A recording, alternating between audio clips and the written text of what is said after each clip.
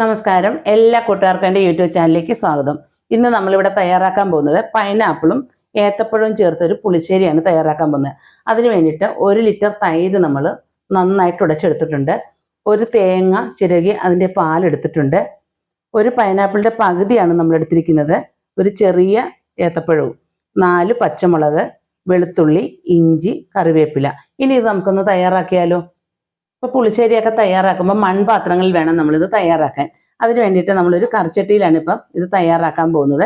അതിന് ചട്ടി അടുപ്പത്ത് വെച്ചിട്ടുണ്ട്. ചട്ടി നന്നായിട്ടൊന്ന് ചൂടായി വരട്ടെ. ചട്ടി നന്നായി ചൂടായി വന്നിട്ടുണ്ട്. ഇതിലേക്ക് നമുക്ക് 2 സ്പൂൺ വെളിച്ചെണ്ണ ഒഴിച്ചു കൊടുക്കാം. എണ്ണ നന്നായി ചൂടായി വന്നിട്ടുണ്ട്. അതിലേക്ക് ഒരു 1/4 ടീസ്പൂൺ കടുക്, 1/2 ടീസ്പൂൺ ഉലുവ, 1/4 ടീസ്പൂൺ നല്ല ജീരകം. അപ്പോൾ ഇതെല്ലാം നന്നായിട്ട് പൊട്ടി വന്നിട്ടുണ്ട്. അതിലേക്ക് 4-5 വെളുത്തുള്ളി ചെറുതായിട്ട് അരിഞ്ഞ്, ഒരു കഷ്ണം ഇഞ്ചി, കറിവേപ്പില ഇതുകൂടെ നമുക്ക് ഇട്ട് കൊടുക്കാം.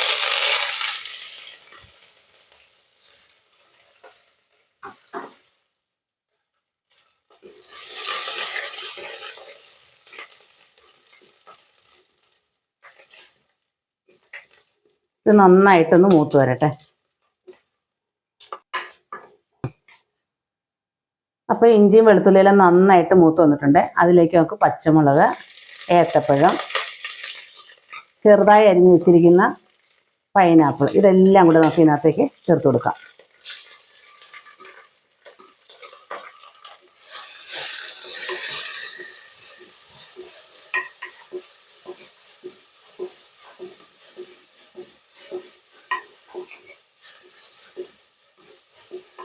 ഇതെല്ലാം നന്നായിട്ട് ഇതിനകത്ത് കിടന്നൊന്ന് നന്നായിട്ട് വെന്ത് വരട്ടെ.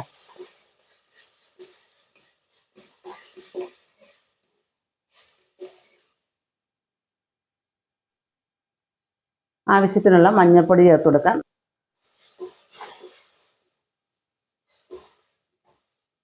മഞ്ഞൾപ്പൊടിയൊക്കെ ചേർക്കുന്നത് നമുക്ക് പുളിശ്ശേരിക്ക് എന്തിനു വേണ്ടി കളർ വേണം അതനുസരിച്ച് നമുക്ക് ചേർത്ത് കൊടുക്കാവുന്നതാണ്. ഇതിനാവശ്യമായ ഉപ്പൂടെ ചേർത്ത് നമുക്ക് നന്നായിട്ടൊന്ന് ഇളക്കി കൊടുക്കാം.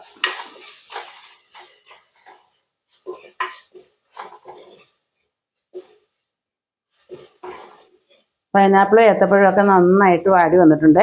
ഇതിലേക്ക് നമുക്ക് ഒരു തേങ്ങയുടെ പാലാണ് എടുത്ത് വെച്ചിരിക്കുന്നത്. 1-ാം പാലും 2-ാം പാലും എല്ലാം കൂടെ ഒന്നിച്ചാണ് നമ്മൾ പിഴിഞ്ഞെടുത്തിരിക്കുന്നത്. ഇത് ചേർത്ത് കൊടുക്കാം. ഇനി ഇതെല്ലാം കൂടെ നന്നായിട്ടൊന്ന് കുറുകി വറ്റി വരട്ടെ.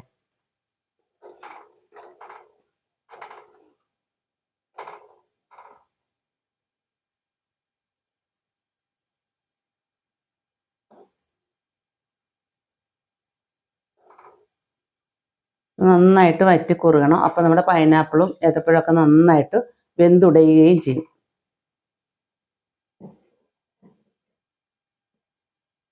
നമ്മുടെ തേങ്ങാപ്പാലൊക്കെ നന്നായിട്ട് തിളച്ച് വന്നിട്ടുണ്ട്.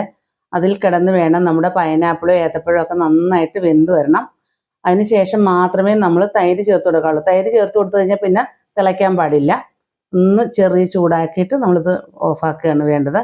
വളരെ പെട്ടെന്ന് നമുക്ക് തയ്യാറാക്കി എടുക്കാവുന്നതാണ്. ഇനി ഇതിലേക്ക് നമുക്ക് 2 ചേരുവകൾ ചേർത്ത് കൊടുക്കാനുണ്ട്. ഇതിലേക്ക് അല്പം കായപ്പൊടി ചേർത്ത് കൊടുക്കാം. 1/2 ടീസ്പൂൺ പഞ്ചസാര ചേർത്ത് കൊടുക്കാം.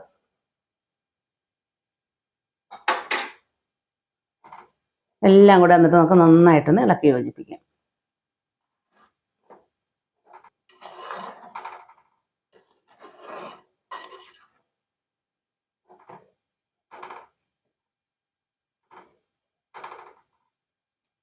നമ്മൾ തേങ്ങാപ്പാൽ ഇതേപോലെ നന്നായിട്ട് വറ്റിച്ചെടുക്കണം. ഈ പുളിശ്ശേരി എത്ര ദിവസം ഇരുന്നാലും കേടാവില്ല. അതിന് വേണ്ടിയിട്ടാണ് നമ്മൾ ഇതേപോലെ ഒന്ന് വറ്റിച്ചെടുക്കുന്നത്. നന്നായിട്ട് കുറുകി വറ്റി വന്നിട്ടുണ്ട്, കണ്ടില്ലേ? ഇനി ഇതിലേക്ക് നമുക്ക് തൈര് ഒഴിച്ച് കൊടുക്കാം. തൈര് ഒഴിക്കുമ്പോൾ ഒന്ന് ലോ ഫ്ലെയിമിലാക്കിക്കൊണ്ട് വേണം നമ്മൾ തൈര് ഒഴിച്ച് കൊടുക്കാൻ. ചട്ടി ആയത് കാരണം തിളച്ച് തന്നെ നിൽക്കുകയാണ്. ഇതിലേക്ക് നമുക്ക് തൈര് ഒഴിച്ച് കൊടുക്കാം.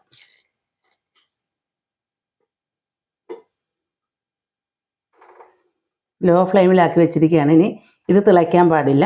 ഇനി തിളച്ചാൽ ഇതെല്ലാം വിട്ട് കിടക്കും, പിരിഞ്ഞത് കണക്ക് കിടക്കും. അങ്ങനെ കിടക്കാതിരിക്കാൻ വേണ്ടി നമ്മളിത് ചൂടാകുകയേ ആകാവുള്ളൂ.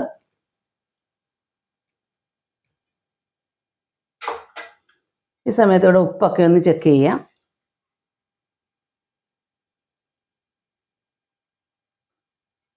കുറച്ച് ഉപ്പുപൊടി വേണം നമുക്ക് ചേർത്ത് കൊടുക്കാം.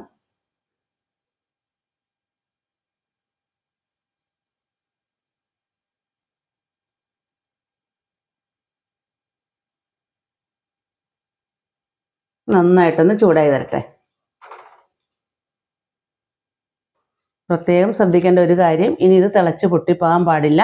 നന്നായിട്ടൊന്ന് ചൂടാകുകയുള്ളൂ. ചൂടായ ഉടനെ നമുക്ക് ഫ്ലെയിം ഓഫ് ആക്കണം. നന്നായിട്ട് പഴം ചേർത്ത് കാരണം നന്നായിട്ട് കുറുകി വരും. നല്ല കട്ടി പുളിശ്ശേരിയായിട്ടിരിക്കും ഇതിൽ.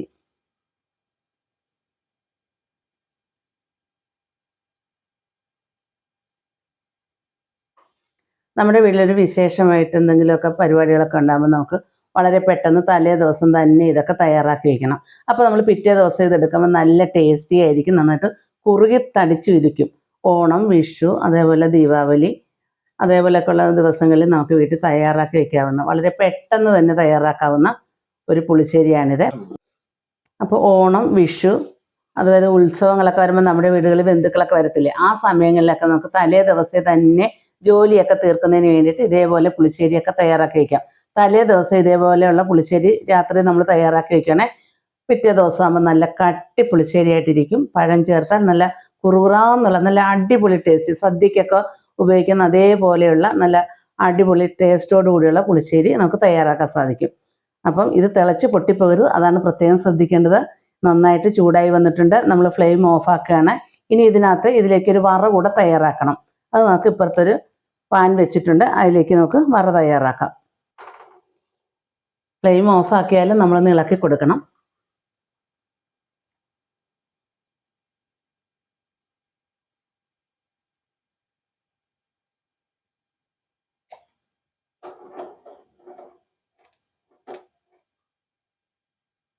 ഇനി ഇതിലേക്ക് അല്പം വെളിച്ചെണ്ണ ഒഴിച്ച് കൊടുക്കാം.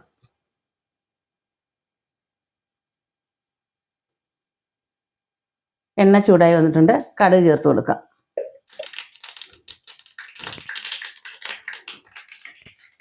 ഉള്ളി ചേർത്ത് കൊടുക്കാം. ചുവന്നുള്ളി വട്ട അരിഞ്ഞതാണ്.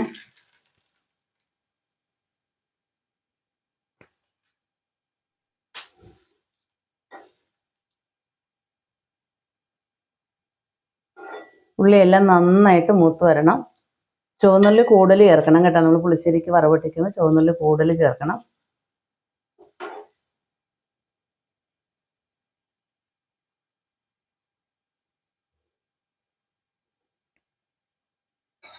നാല് വറ്റൽമുളക്,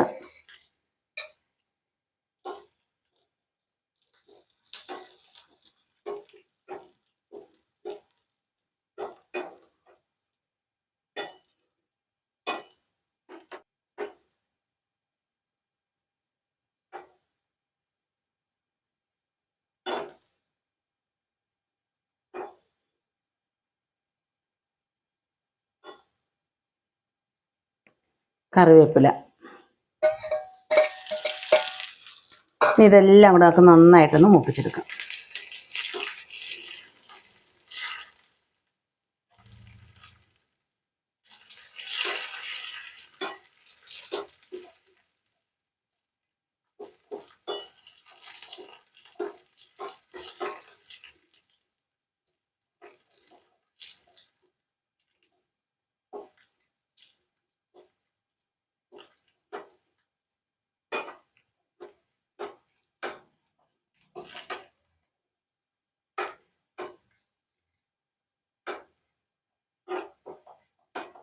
അപ്പോൾ വറയെല്ലാം നന്നായിട്ട് മൂത്ത് വന്നിട്ടുണ്ട്. ഇനി നമുക്ക് ഇതിലേക്ക് ചേർത്ത് കൊടുക്കാം.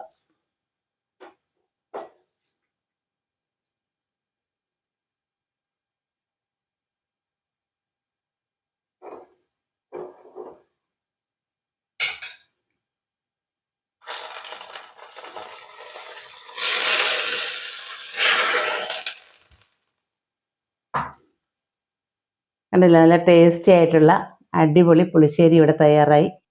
അപ്പോൾ ഈ വീഡിയോ നിങ്ങൾക്ക് ഇഷ്ടപ്പെട്ടല്ലോ. ഇഷ്ടപ്പെട്ടെങ്കിൽ ലൈക്ക് ചെയ്യുക, ഷെയർ ചെയ്യുക, കമൻറ്റ് ചെയ്യുക, സബ്സ്ക്രൈബ് ചെയ്യുക.